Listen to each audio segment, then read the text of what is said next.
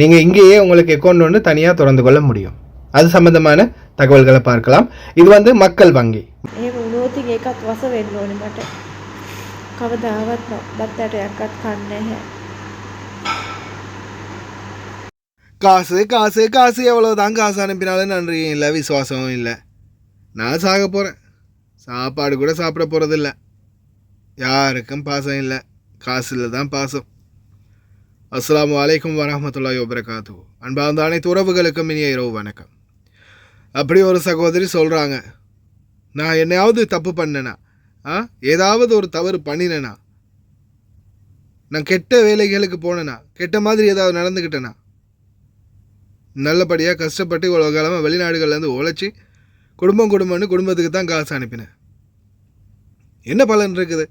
அனுப்புகிறேன். கடைசியில் காசு மேலே பாசம் இருக்கே தவிர என் மேலே எந்த பாசமும் இல்லை.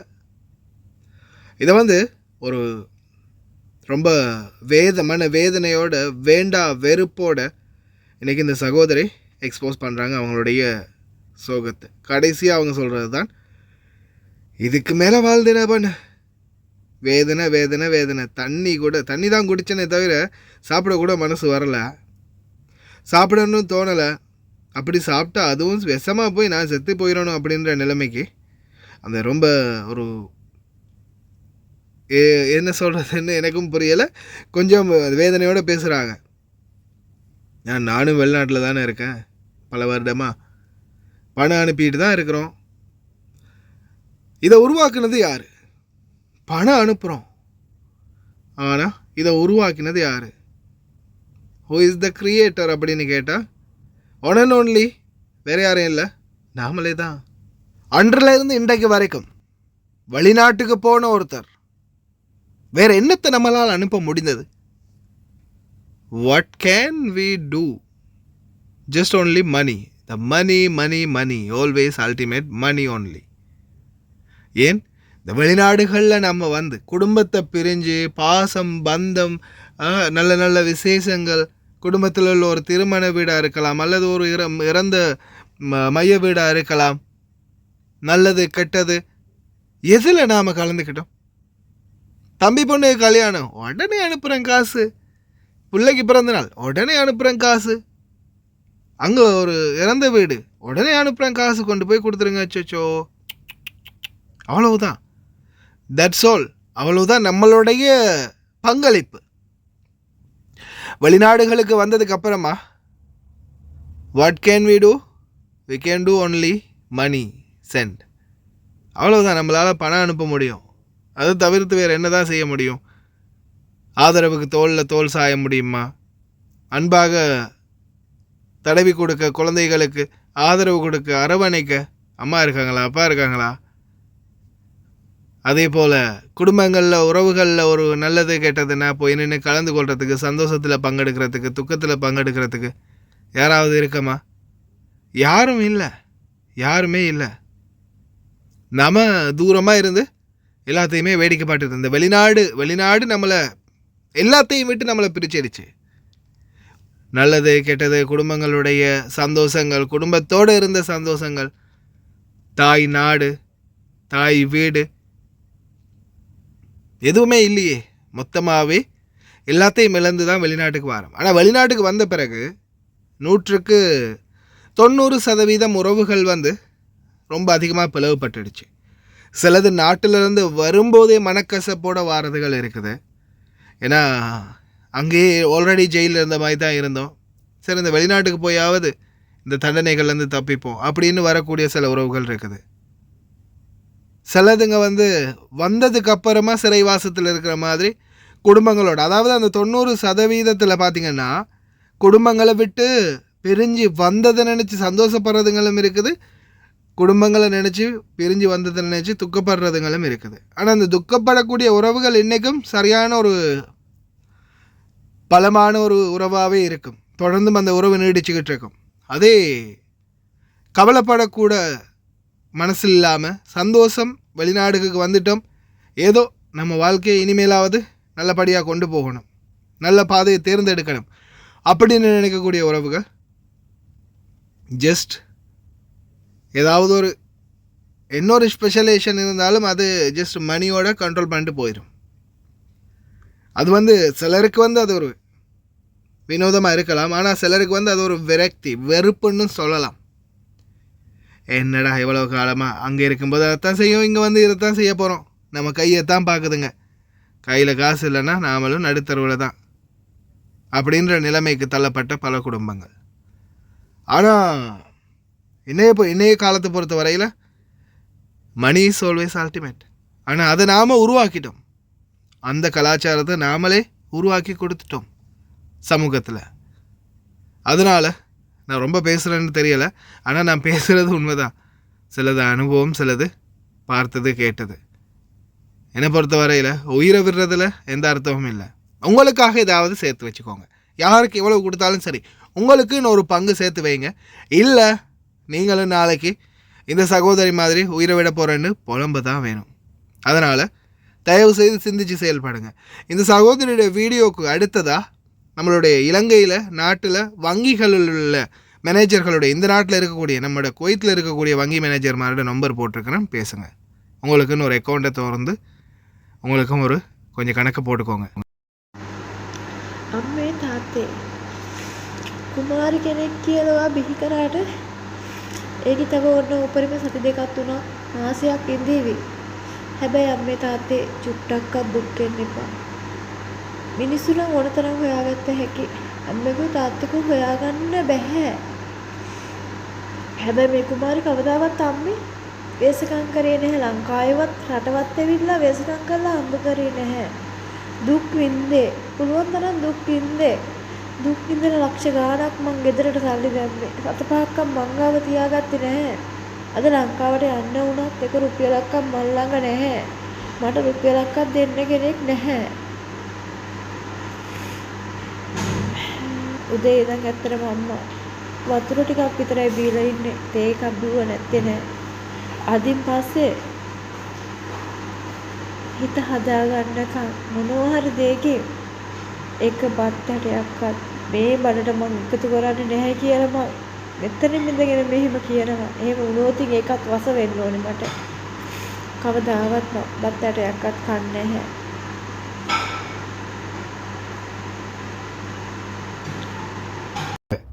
நீங்கள் இங்கேயே உங்களுக்கு அக்கௌண்ட் ஒன்று தனியாக திறந்து கொள்ள முடியும். அது சம்பந்தமான தகவல்களை பார்க்கலாம். இது வந்து மக்கள் வங்கி. முதலாவது மக்கள் வங்கி. மக்கள் வங்கியின் மிலிந்த சகோதரர் இருக்கிறாரு. அவருடைய இலக்கம் வந்து பார்த்தீங்கன்னா 99 24 29 30. இதில் வாட்ஸ்அப் இருக்குது, அவரோட தொடர்பு கொள்ளலாம். அதே மாதிரி மக்கள் வங்கியின் அடுத்த ஊழியர் யாருன்னு பார்த்தீங்கன்னா மரகதன், கே மரகதன் இருக்கிறாரு. இவருடைய இலக்கம் வந்து 65 65 59 69. இவங்க இரண்டு பேரும் பார்த்தீங்கன்னா மக்கள் வங்கியின் ஊழியர்கள். இப்போ மக்கள் வங்கி தொடர்பான உங்களுக்கான பிரச்சனைகள், உங்களுடைய கார்டு, அக்கௌண்டு அல்லது ஆன்லைன் பேங்க் ஓப்பன் பண்ணுறது, இந்த மாதிரி அனைத்து வேலைப்பாடுகளையும் வந்து இவங்க ஆன்லைன் பேங்கிங் சம்மந்தப்பட்ட அனைத்து வேலைப்பாடுகள், மற்றபடி உங்களுடைய அக்கௌண்ட் நம்பர்கள் ஏதாவது பிரச்சனை இருந்தால், அக்கௌண்ட் மாத்திரம் ஏதாவது இருந்தால், மக்கள் வங்கி சம்மந்தப்பட்ட அனைத்து விடயங்களுக்கும் அவங்கள தொடர்பு கொள்ளுங்கள். அடுத்ததாக பிஓசி, இலங்கை வங்கி. பிஓசியில் ஹசான் இருக்கிறாரு. ஹசான்ட நம்பர் வந்து பார்த்தீங்கன்னா 90 91 56 50. பிஓசியுடைய இலங்கை வங்கியினுடைய ஊழியர் இவர். அதே மாதிரி இன்னொருத்தர் இருக்கிறாரு. இவர் வந்து லக்ஷித விமலகரத்ன. இவருடைய இலக்கம் வந்து பார்த்தீங்கன்னா 65 51 25 21. அடுத்ததாக இன்னொருத்தரும் இருக்கிறாரு. இவர் வந்து மிஸ்டர் கீத் பெர்னாண்டோ. இவருடைய இலக்கம் வந்து 67 62 80 09. இவங்க 3 பேரும் பார்த்தீங்கன்னா இலங்கை வங்கியினுடைய ஊழியர்கள். இவங்க வந்து குவைத்தில் இருக்கிறாங்க. குவைத்தில் இருந்தே உங்களுக்கு வங்கியினுடைய அனைத்து வேலைகளையும் செய்து கொடுப்பாங்க. அடுத்ததா கமர்ஷியல் பேங்க், ஜோட் கிருஷாந்தன். இவருடைய தொலைபேசி இலக்கம் 55 18 38 06. Zord Krishanthan, commercial bank. Commercial bank சம்பந்தமான அனைத்து தகவல்களையும் அதே மாதிரி அனைத்து சேவைப்பாடுகளையும் நீங்கள் வந்து இவர்களிடம் பெற்றுக்கொள்ளலாம். கமர்ஷியல் பேங்க்கில் அக்கௌண்ட் திறக்கிறதா இருந்தாலும் சரி, இருக்கிற அக்கௌண்ட்டை பற்றின விசாரணைகளாக இருந்தாலும் சரி, புதிதாக வேறொரு கணக்கு நீங்கள் ஓப்பன் பண்ணணும், இல்லை பழைய கணக்கை கேன்சல் பண்ணணும், இல்லை அக்கௌண்ட்டில் எவ்வளவு பேலன்ஸ் இருக்குது, இந்த அக்கௌண்ட்டுக்குரிய ஏடிஎம் கார்டு எடுக்கிறது, இந்த மாதிரி அனைத்து விடயங்களையும் நீங்கள் இவங்களோட பேசி கதைத்து கொள்ளலாம். அதே மாதிரி இன்னொருத்தரும் இருக்கிறார், கமர்ஷியல் பேங்க்குரிய ஷஹான் பெர்னாண்டோ. இவருடைய தொலைபேசி இலக்கம் 66074655. இவருடைய பேர் வந்து ஷஹான் பெர்னாண்டோ. அப்போ அதே மாதிரி இன்னமும் ஒருத்தர் இருக்கிறாரு, அவருடைய பேர் வந்து பார்த்தீங்கன்னா ஷானோன் டி மெல். இவருடைய பேர் வந்து ஷானோன் டி மெல். இவருடைய தொலைபேசி இலக்கமானது 61 11 46 35. இவங்க 3 பேர் இருக்கிறாங்க கமர்ஷியல் பேங்க்குக்கு மட்டுமே. கமர்ஷியல் பேங்க் சம்பந்தமான அனைத்து விடயங்களையும் நீங்கள் இவங்களிடம் கேட்டு தெரிந்து கொள்ளலாம். அதே மாதிரி சம்பத் பேங்க்கில் பார்த்தீங்கன்னா வாசுதேவன் விஜயகரன் இருக்கிறாரு. இவருடைய தொலைபேசி இலக்கமானது வாட்ஸ்அப் இலக்கம் 965 41 01 24 08. அந்த ப்ளஸ் 965 சேர்த்துக்கோங்க, அப்போ தான் உங்களுக்கு வாட்ஸ்அப் ஆக்டிவ் ஆகும். அதே மாதிரி இன்னொரு சகோதரரும் இருக்கிறாரு, இவர் வந்து மெலான். இவருடைய இலக்கம் வந்து 66 62 29 46. இவங்க வந்து சம்பத் வங்கியினுடைய ஊழியர்கள். எல்லாருமே பார்த்தீங்கன்னா குவைத்திலே இருக்கிறாங்க. குவைத்தில் இருக்கக்கூடியவங்க தான். இவங்கள்ட்ட வந்து நீங்கள் உங்களுடைய அக்கௌண்ட் திறக்கிற விடயமாக இருக்கட்டும், அக்கௌண்ட்டை பற்றின மற்ற டீட்டெயில்ஸ்களாக இருக்கட்டும், அல்லது ஏடிஎம் கார்டு எடுக்கிறதா இருக்கட்டும், அல்லது நீங்கள் புதிதாக ஒரு அக்கௌண்ட் உண்டு, ஜாயின் அக்கௌண்ட் உண்டு, சரி, இல்லை புதிதாக வேறொரு அக்கௌண்ட் உண்டு ஓப்பன் பண்ணுறதாக இருந்தாலும் நீங்கள் வந்து இவங்களை தொடர்பு கொள்ளலாம். அவங்க வந்து சில நேரங்களில் நீங்கள் இருக்கக்கூடிய இடத்துக்கே வர்றதுக்குரிய ஏற்பாடுகளை பண்ணி கொடுப்பாங்க. அப்படி இல்லாட்டியும் அவங்க இருக்கிற இடத்துல இருந்து உங்களுக்கு தேவையான மற்ற வேலைப்பாடுகளை செய்து கொடுக்கறதுக்கான முயற்சிகளை எடுப்பாங்க. அடுத்ததாக என்எஸ்பி பேங்க் பார்த்தீங்கன்னா டிலான் அவர்கள் இருக்கிறாரு. அவருடைய தொலைபேசி இலக்கம் 50 78 91 24. National saving bank, NSP bank. இப்படி ஒவ்வொரு பேங்க், இவங்க எல்லாருமே பார்த்தீங்கன்னா இந்த நாட்டில், குவைத் நாட்டில் இருக்கிறாங்க. ஆனால் அவங்களுடைய அந்த வங்கிக்காக வேலை செய்யக்கூடிய ஊழியர்கள். இவங்களை நீங்கள் நேரடியாகவும் போய் சந்திக்கக்கூடியவங்க, சந்திக்க முடியாத சூழலில் இருக்கிறவங்க இவங்க எங்கே இருக்கிறாங்க அப்படின்றத பற்றி சில நேரங்களில் அவங்க தெரிவிப்பாங்க. நீங்கள் ஒருவேளை உங்கள் வீட்டு டிரைவருங்களோட போக முடிஞ்சால் உடனே சொல்லிவிட்டு கொஞ்சம் டைம் எடுத்துகிட்டு போய் வரலாம். அப்படி இல்லை வர முடியாத இக்கட்டான சூழலாக இருந்தால் அவங்கள்ட்ட ரிக்வஸ்ட் ஒன்று வைக்கலாம், இந்த இடத்துக்கு நீங்கள் வர முடியுமா அப்படின்னு கூட கேட்டு பார்க்கலாம். ஏன்னா ஒருவேளை உங்களால் போக முடியாமல் அவங்களுக்கு வரக்கூடிய சூழல் இருக்கக்கூடிய இடமா இருந்தால் நிச்சயமாக அவங்க வருவாங்க, வந்து உங்களுக்கு அதுக்குரிய வேலையை செஞ்சு தருவாங்க. அடுத்ததாக ஹட்டன் நேஷனல் பேங்க், HNB. இவருடைய தொலைபேசி இலக்கம் 66 76 90 23. இவங்களுடைய இலக்கத்தை நீங்கள் டயல் பண்ணும்போது, வாட்ஸ்அப்பில் ஆக்டிவ் பண்ணும்போது ப்ளஸ் முன்னுக்கு போட்டுக்கோங்க. ப்ளஸ்ஸை முன்னுக்கு போட்டு 965 முன்னாடி போட்டுட்டு ஆக்டிவ் பண்ணுங்கள். அப்படி இல்லைன்னா நீங்கள் என்ன செய்யுங்க, சிம்பிளாக உங்களுடைய யாராவது நண்பர் ஒருத்தருக்கு இவங்களுடைய இந்த நம்பரை ப்ளஸ் 965, உதாரணத்துக்கு இப்போ 66 76 90 23 ப்ளஸ் 965 அடிச்சுட்டு அதுக்கப்புறமா 66 76 90 23 இதை டைப் பண்ணி அவங்களுக்கு சென்ட் பண்ணுங்கள். சென்ட் பண்ணும்போது பார்த்தீங்கன்னா உங்களுக்கு அந்த ப்ளூ கலரில் அப்படியே அது விழும். அந்த கான்டாக்டை நீங்கள் டச் பண்ணிங்கன்னா சட் அப்படின்னு வரும். சட்டை டச் பண்ணிவிட்டு அதுக்கப்புறமா ஃபோன் பேசலாம் அல்லது வாய்ஸ் கூட போடலாம். ஓகேவா ஃப்ரெண்ட்ஸ், இவங்க எல்லாருமே ஒவ்வொரு பேங்க்குக்குரிய அதிகாரிகள்.